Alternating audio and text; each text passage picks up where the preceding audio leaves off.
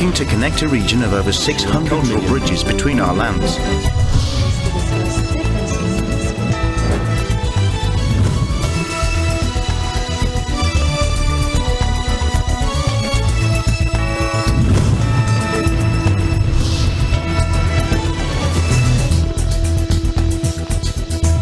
Good evening, Amalma Angeles. You're watching ASEAN in Focus on tonight's headlines.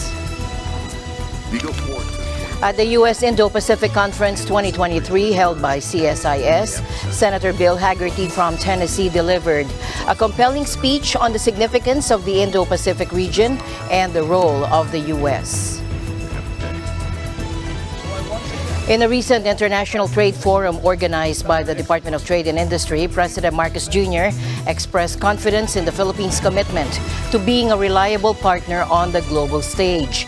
The event held at the prestigious Shangri-La, the Fort in Bonifacio Global City, witnessed the President's rallying call for support in implementing the newly approved Philippine Export Development Plan.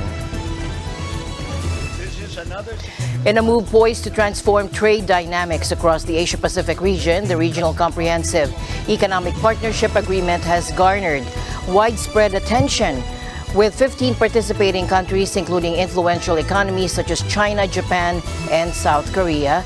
This landmark agreement is expected to have a profound impact on trade and economic cooperation. President Marcos Jr. expressed optimism about the RCEP's potential to unlock new opportunities and fuel the expansion of the Philippines' export capabilities.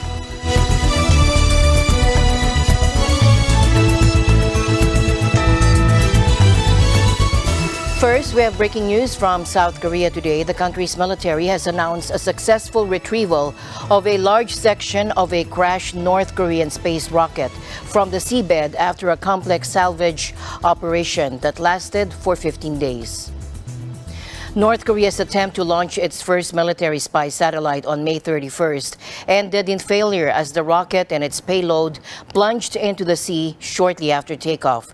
Now, after deploying a fleet of naval rescue ships, minesweepers, and deep-sea divers, South Korea's military has managed to salvage what appears to be the main body of the rocket from the Yellow Sea.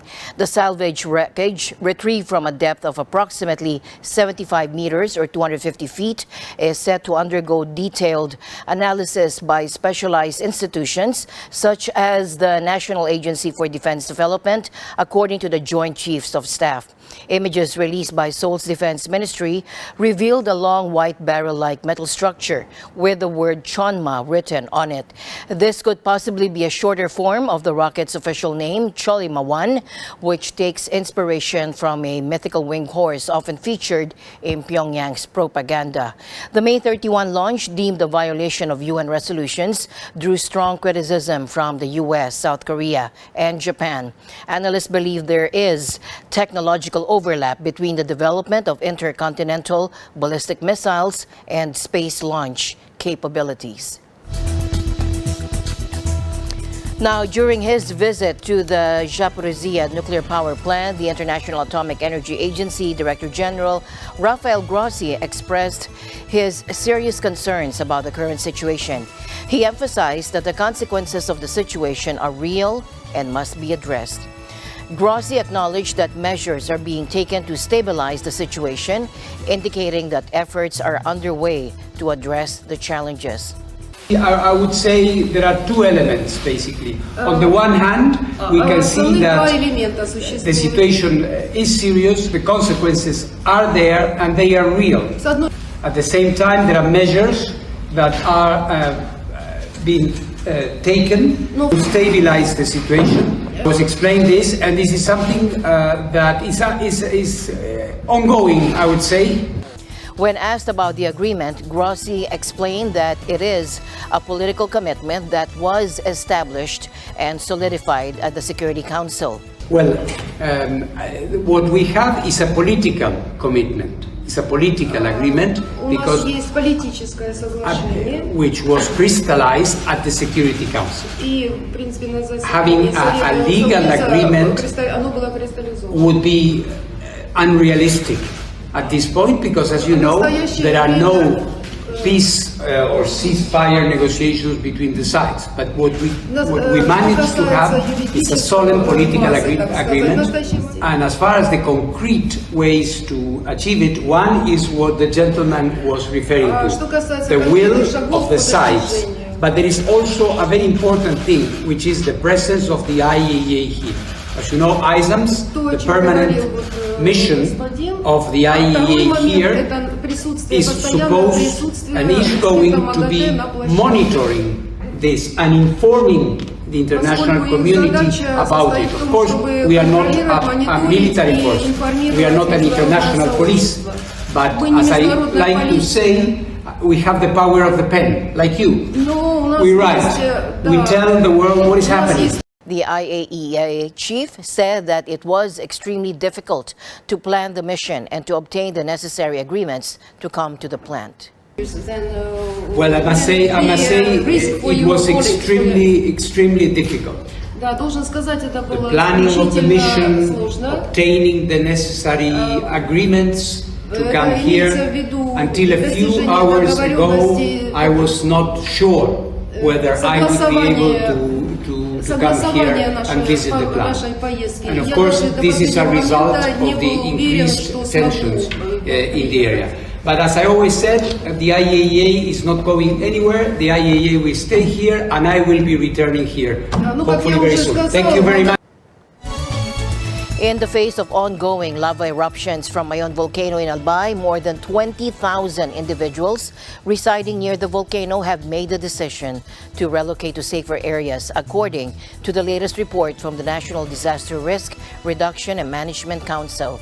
The NDRRMC disclosed that a majority of the 20,267 evacuees have been accommodated in 27 emergency shelters across the province.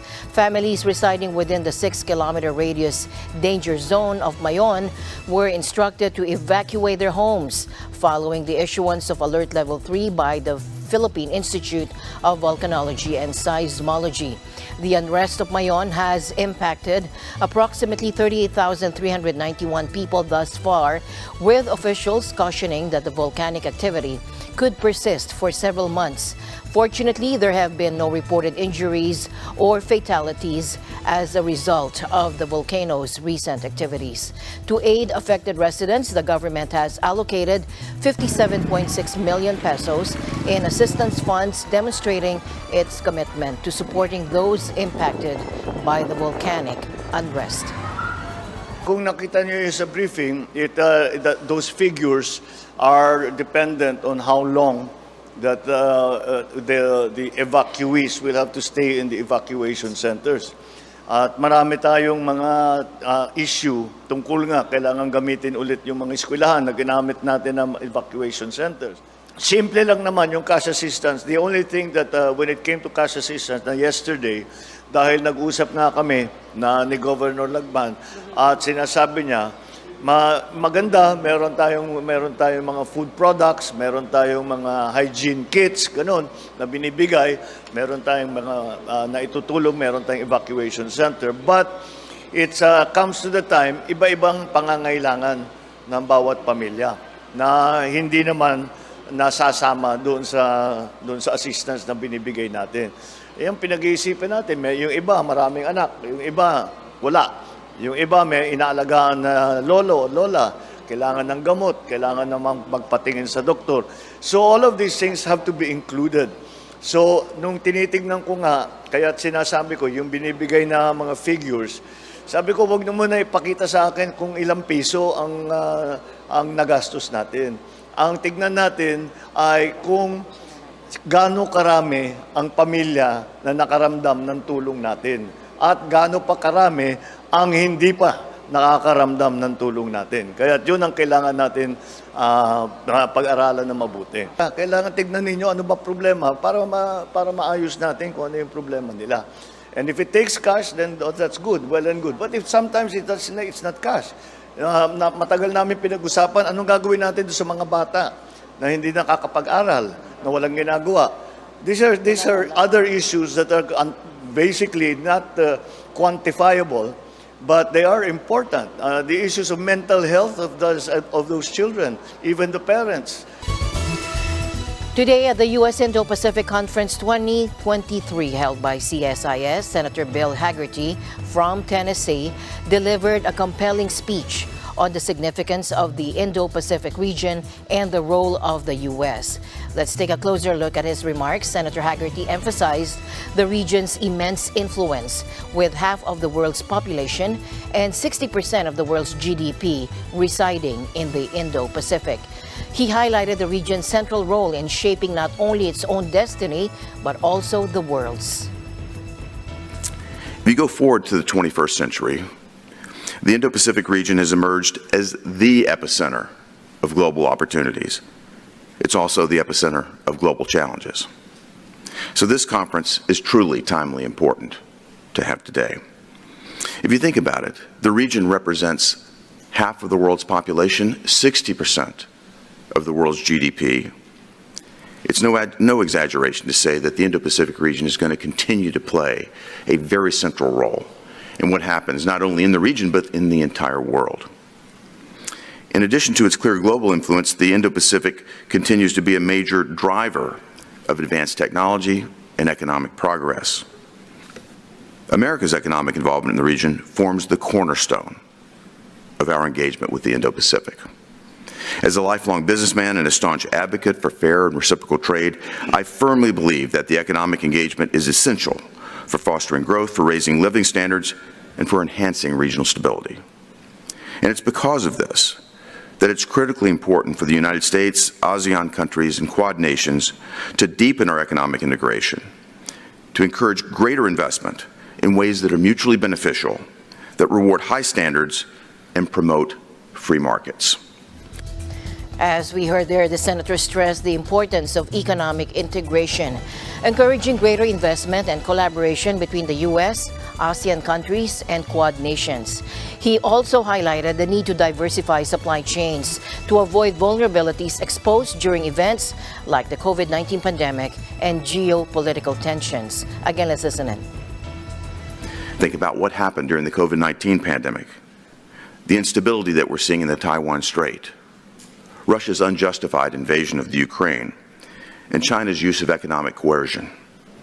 All of these starkly highlight the vulnerabilities and the risks that are associated with over-reliance on single-source suppliers.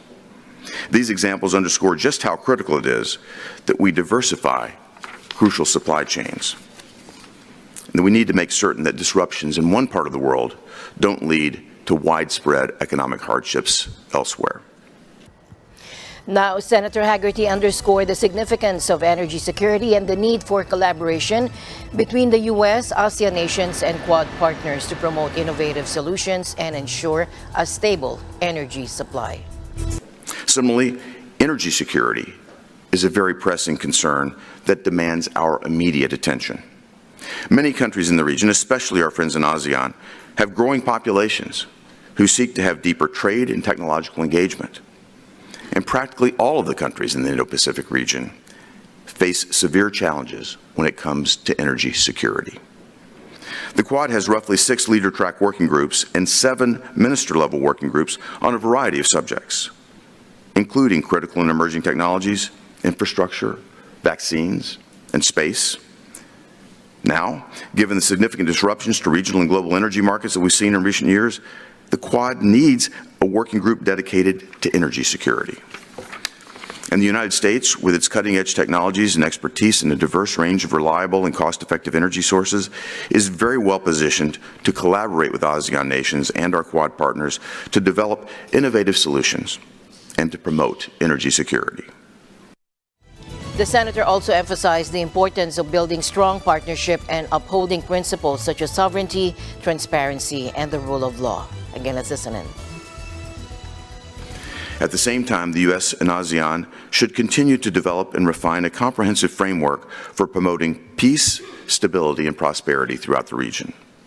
The United States is committed to deepening its engagement with ASEAN, recognizing the centrality of ASEAN in shaping the regional architecture. By maintaining and advancing these ties, together we can address common challenges such as maritime security, counterterrorism, and cybersecurity, while upholding the principles of sovereignty, transparency, again, and the rule of law. Now, he acknowledged the threat posed by China and urged collective responses to ensure the Indo-Pacific remains free and open. But at the same time, we cannot ignore the threat of Communist China. China, under the Communist Chinese Party, poses the greatest diplomatic, economic, technological, and military challenge in the 21st century. Each of our nations must engage with the questions that are raised by the China challenge. As China's increasing use of economic coercion grows, debt-trap diplomacy is being deployed, intellectual property theft continues, and other predatory practices all show the CCP's vision for the Indo-Pacific is antithetical to ours. It's neither free nor open.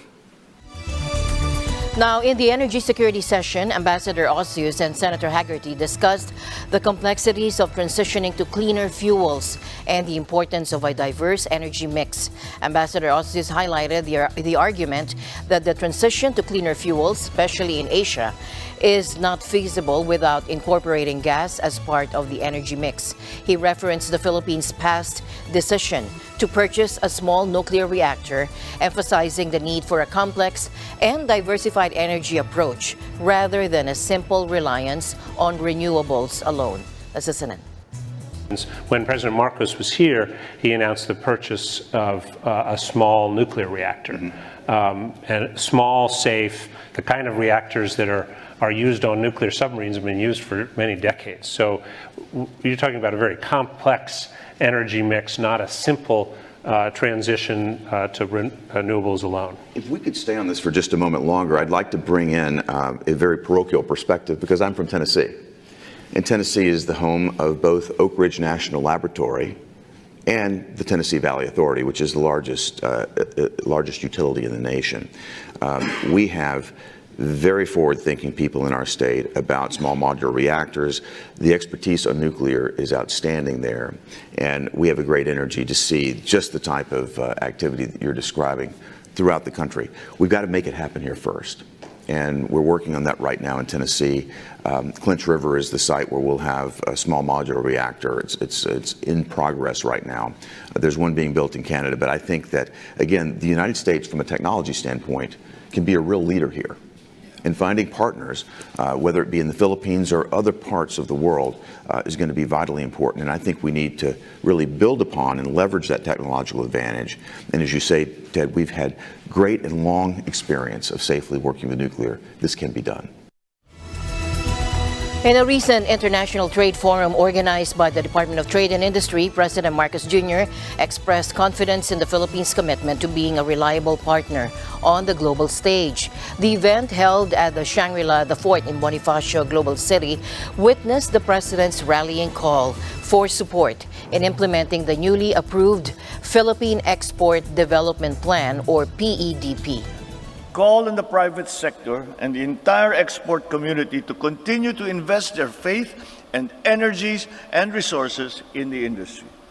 We also send the message of goodwill to our foreign trade partners and the international community.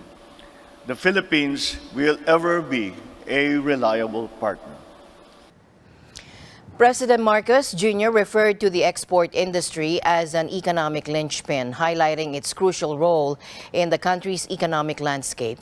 The president expressed optimism about the bright future of the local export industry, attributing it to the implementation of the Philippine Export Development Plan and favorable developments. Resounding in the PEDP, Marcos said, is the need for heightened government support, which requires vital government interventions such as infrastructure, greater ease of doing business, promotion and marketing, financing, even legislative initiatives, among others.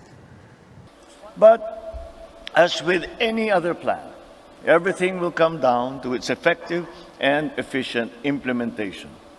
So, together with the whole of nation approach, let us once again declare our slogan, let's make it happen. And the RCEP agreement, involving 15 Asia-Pacific countries, including major economies such as China, Japan, and South Korea, is set to significantly boost trade and economic cooperation in the region. President Marcos highlighted the agreement's potential to create new opportunities and further expand the Philippines' export capabilities. This is another significant milestone in our nation's export agenda. With a 15-country market coverage, this will expand further the market reach of our exported goods. The coverage of RCEP covers, in terms of individuals, over 2 billion individuals that are involved in this trade agreement. Hence, we must continue to forge these vital agreements and preferential systems, and also maintain our good standing in and seek renewal of existing ones, including those with the EU and the US.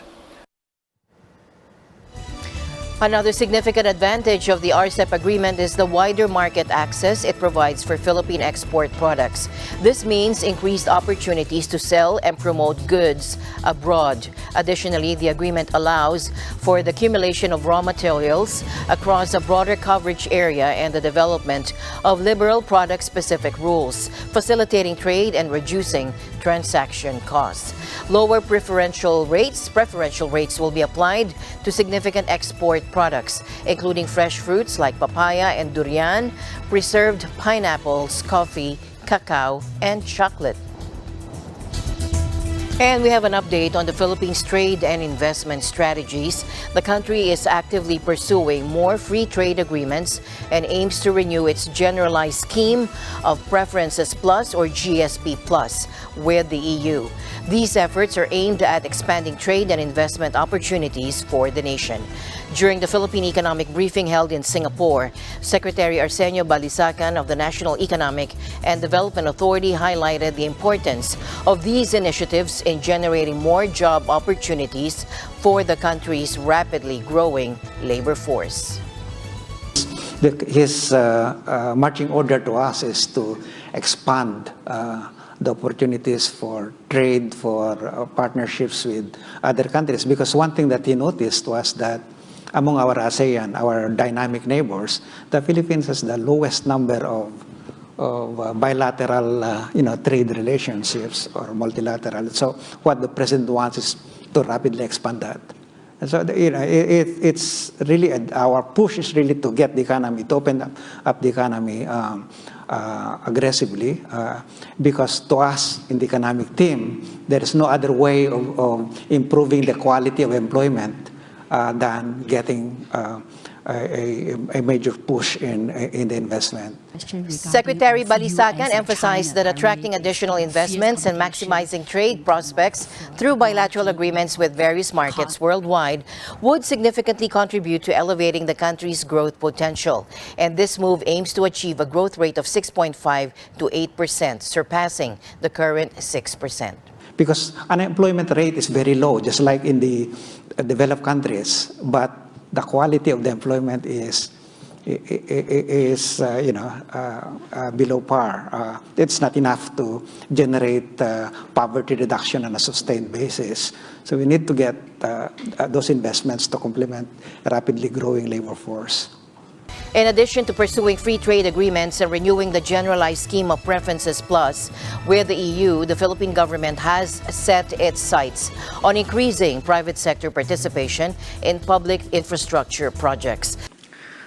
The private sector serves as the engine of growth and innovation in the Philippines, and by leveraging its financial muscle, technological expertise, and managerial capacities, we can deliver better public services, lower consumer prices, and improve the quality of life for all Filipinos.